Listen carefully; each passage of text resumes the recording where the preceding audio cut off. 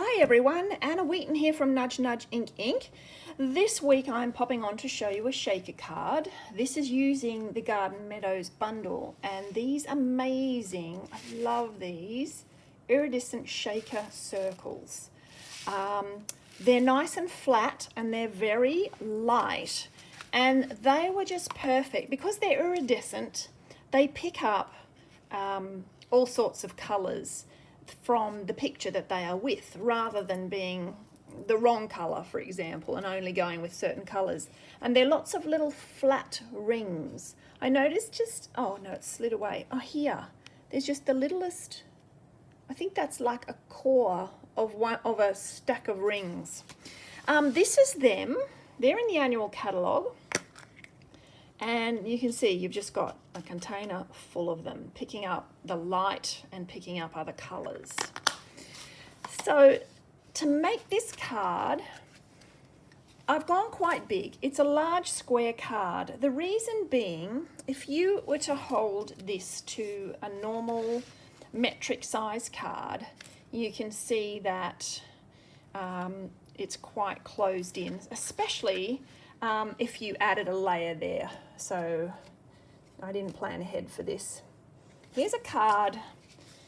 Because it's a shaker card, you've got to add it to a layer. So you can see here, if I was to cut it out of that layer, it leaves me with a bit of a narrow gap. So I went big. I may try with a smaller one. Who knows? So these are the pieces. I have a large rectangle for the base, and it is 14 by 28. So it's going to be a square piece. So I'll fold that in half first. This is Crumb Cake.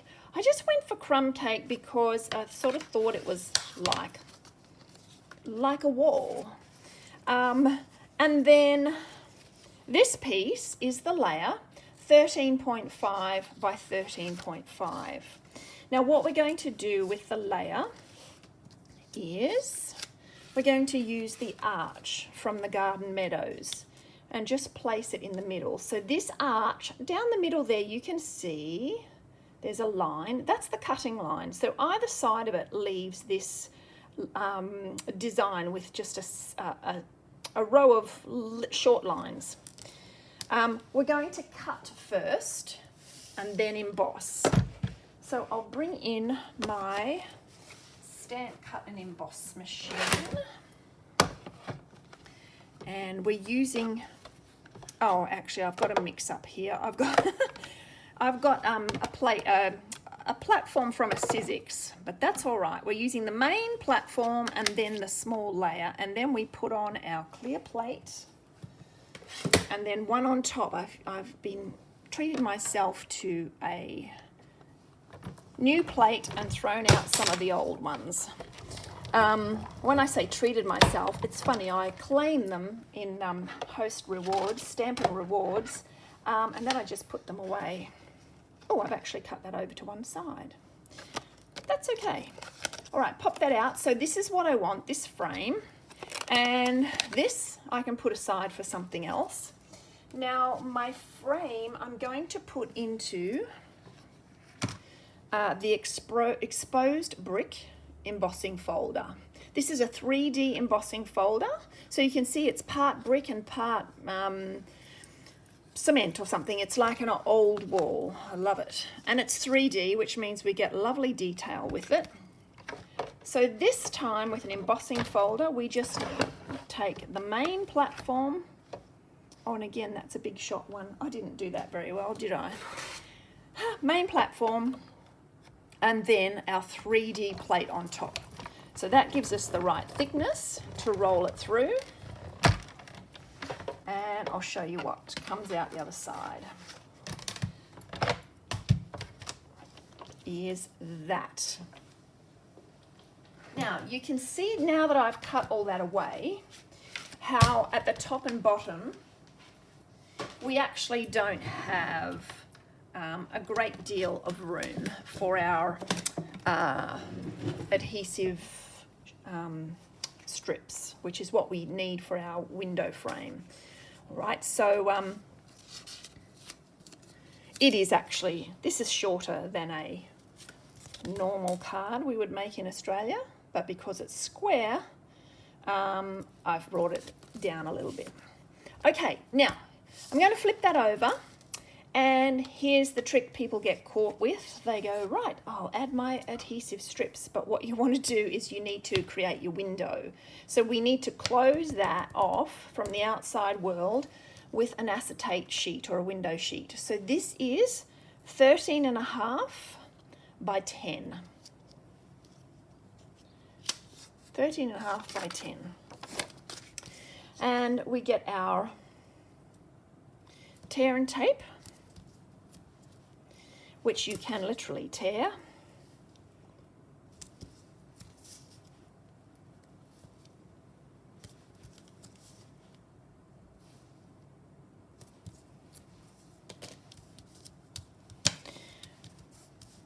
And then peel off the backings.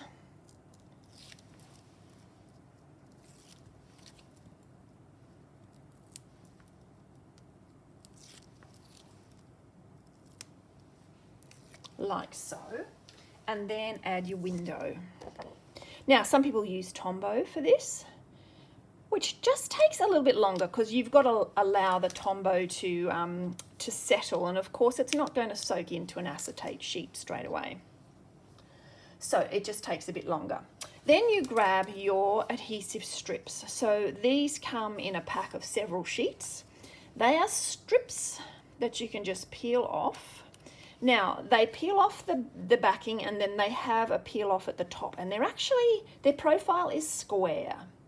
So I'm telling you this because sometimes it is possible to accidentally roll them, and they're slightly sticky on the side, and so you may actually end up with them on their side if you're not careful.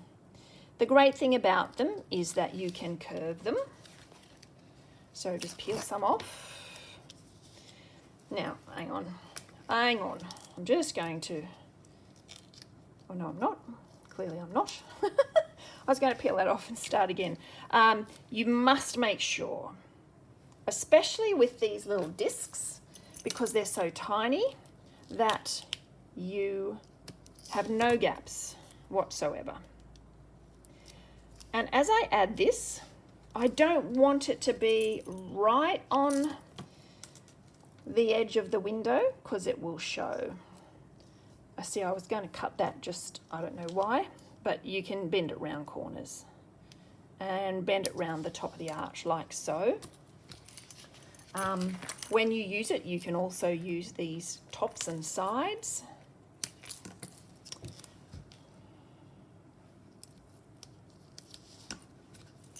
And closing that gap. So again, I don't want any space left. Okay, now if I was to add something on the back of that, I could add it so that it's just this big. I'm going to add a square, but when I go to add this to the card, you also want to have your strips down here, because if you don't, that will just go whoop, and so it'll just sort of fold over like that. So you need the same thickness elsewhere.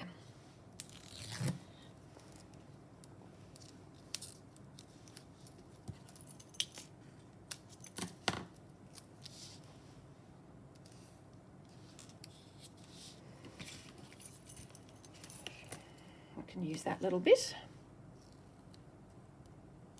There, that little piece just rolled, so it actually had it on its side. And then I would, because that's a bit more of a gap, I think I would add a little bit up there as well.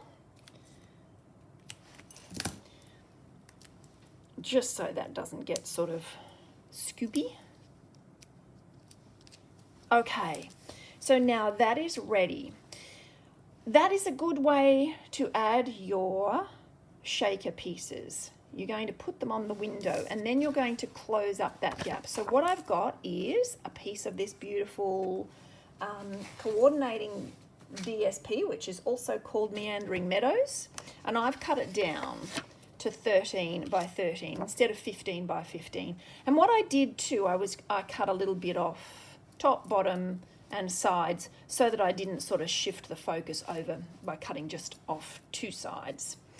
Okay, now I suggest peeling this off now, because you can jiggle it around and your shakers won't pop out. Good time to do it. Now, interestingly, if you follow me or have seen my work before, you know with my normal dimensionals, those hexagons, I cover the back with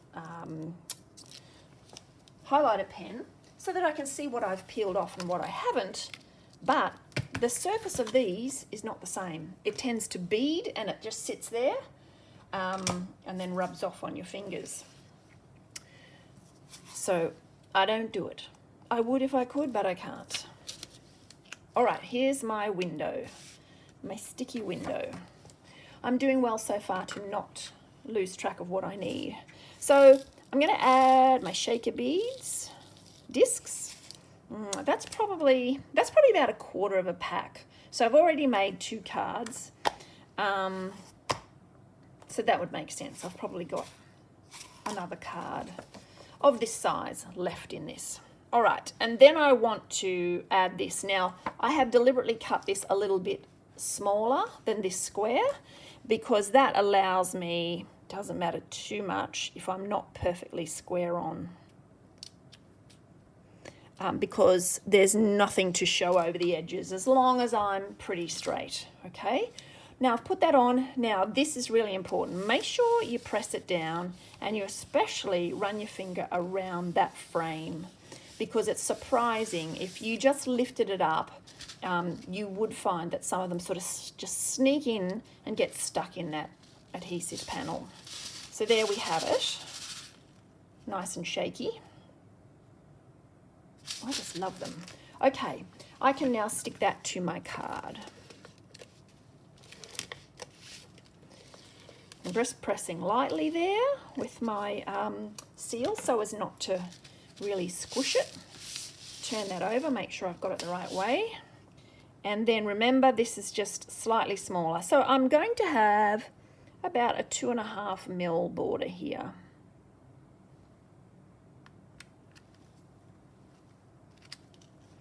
Like so. Stuck on. Now, the stamp set has a whole bunch of beautiful images in it, which are great for colouring. And what I like to do is I like to stamp and colour a whole bunch at once, even if I'm not going to use them. And then I pop them in a little, oh, I've left the cello bag, but there's 2 wheelbarrows already cut, but I pop them into a little cello bag and keep them in the stamp cover with the stamps. So you can see here I've used the wheelbarrow and then the little, I think this little basket of flowers is my favourite. So I'll bring in some that I've already done here and let's add them. So I didn't do this on purpose, but this is slightly over from the center, which is fine. So I'm going to put that there. I'm going to add some dimensionals to the back of this. So here's an example of where these are just leftovers from different sheets, but you can see how I've colored them with my highlighter. And that way I can see when I've peeled the backing off or not. Just say I did that and I walked away. Or if I've got a lot on a card, sometimes you peel some off and then you go, are they off or on? Okay, add that in there. And boots.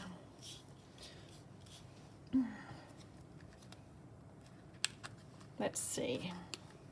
Yep, I'm going to add those.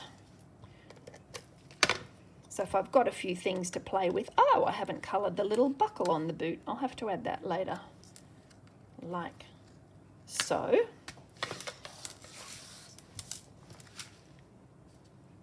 Coming together. If you find you get some stuck, sometimes they might be stuck to the actual adhesive. Sometimes you can just knock them free, and if they don't come free, you just don't worry about it. Okay, we also need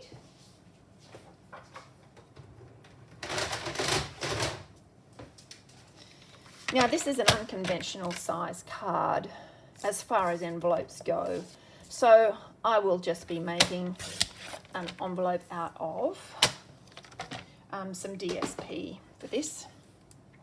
But let's add our sentiment. I'm going to use Happy Birthday because I think this is a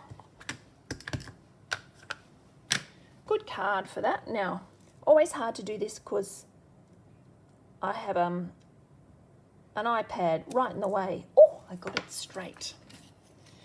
So Happy Birthday. Then you'll see this a lot. This is quite easy way to just change it up a little bit. Cut it on an angle. Then if you don't have a super straight eye, you can actually take your offcut, put it there,